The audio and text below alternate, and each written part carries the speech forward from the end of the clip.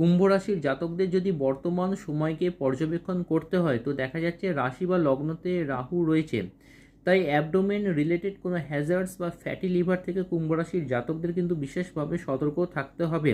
দ্বিতীয়ভাবে শনি রয়েছে, শনির সাড়ে সাতির লাস্ট ফেজ চলছে, আর এই সাড়ে সাতি সেপ্টেম্বর 2027 অবধি যাবে। আত্মীয় স্বজনদের সাথে ঝামেলা থেকে কুম্ভ রাশির জাতকদের বিশেষভাবে সতর্ক থাকতে হবে। কাঁধে কোনো স্প্রেন বা যন্ত্রণা আর ডান চোখে কনজাংটিভাইটিস থেকে কুম্ভ রাশির জাতকদের কিন্তু বিশেষভাবে সতর্ক থাকতে হবে। সাড়ে সাতিতে জেনারেলি করে কি যে কোনো কাজকে ডিলে বা পেন্ডিং করে দেয়, সে বিষয়ে কুম্ভ রাশির জাতকদের বিশেষভাবে সতর্ক থাকতে হবে। চতুর্থ ভাবের ওপরে মঙ্গলের অষ্টম দৃষ্টি আর শনির তৃতীয় দৃষ্টি পড়েছে, তাই মাতার শরীর স্বাস্থ্য বা জমি জমা সংক্রান্ত প্রবলেম থেকে কুম্ভ রাশির জাতকদের বিশেষভাবে সতর্ক থাকতে হবে। যানবাহনও খুব সাবধানে চালাতে হবে, যেহেতু চতুর্থ ভাব যানবাহনকেও ইন্ডিকেট করে। পঞ্চম ভাবে বৃহস্পতি পুনর্বসু নক্ষত্র থেকে কর্কট রাশিতে তুঙ্গস্থ স্থানে ট্রানজিট করতে চলেছে। 19 অক্টোবর 2025 অনওয়ার্ডস কুম্ভ রাশির জাতকদের জন্য বিশেষভাবে শুভ। বিশেষ করে যারা কোনো কম্পিটিটিভ এক্সামিনেশন দিয়েছেন বা দেবেন, তাদের কিন্তু আগামী এক বছরের সফলতা ইন্ডিকেট করছে।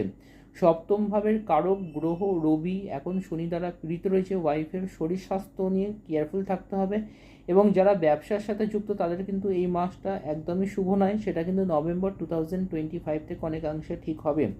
অষ্টমভাবে যেহেতু রবি আর শুক্র রয়েছে, ইউরিনারি ট্র্যাক্ট ইনফেকশন আর ইনফ্ল্যামেশন অফ প্রস্টেট গ্ল্যান্ড থেকে কেয়ারফুল থাকতে হবে, বিশেষ করে যারা অ্যাবাভ 55 ইয়ার্স অফ এজ আছেন।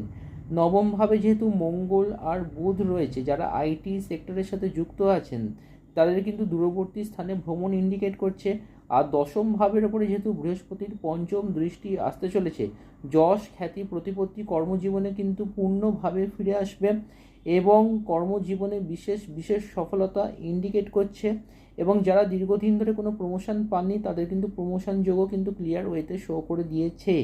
কুম্ভ রাশির জাতকেরা যেটা করতে পারেন সেটা হচ্ছে একটি টার্কোয়াইজ পেন্ডেন্ট 9 থেকে 11 রাতি ধারণ করতে পারেন, তাতে চার্টের যে নেগেটিভ এফেক্ট সেটা কিন্তু অনেকাংশে কমে যাবে। আর রোজ মাতা দক্ষিণাকালীর এই বীজ মন্ত্রটি অ্যাটলিস্ট 36 বার করে হলেও জপ করুন। মন্ত্রটি হলো ওং ক্রিং ক্রিং ক্রিং হুং হুং হ্রিং হ্রিং দক্ষিণে কালীকে ক্রিং ক্রিং ক্রিং হুং হুং হ্রিং হ্রিং নমঃ। ওং ক্রিং ক্রিং ক্রিং হুং হুং হ্রিং হ্রিং দক্ষিণে কালীকে ক্রিং ক্রিং ক্রিং হুং হুং হ্রিং হ্রিং নমঃ।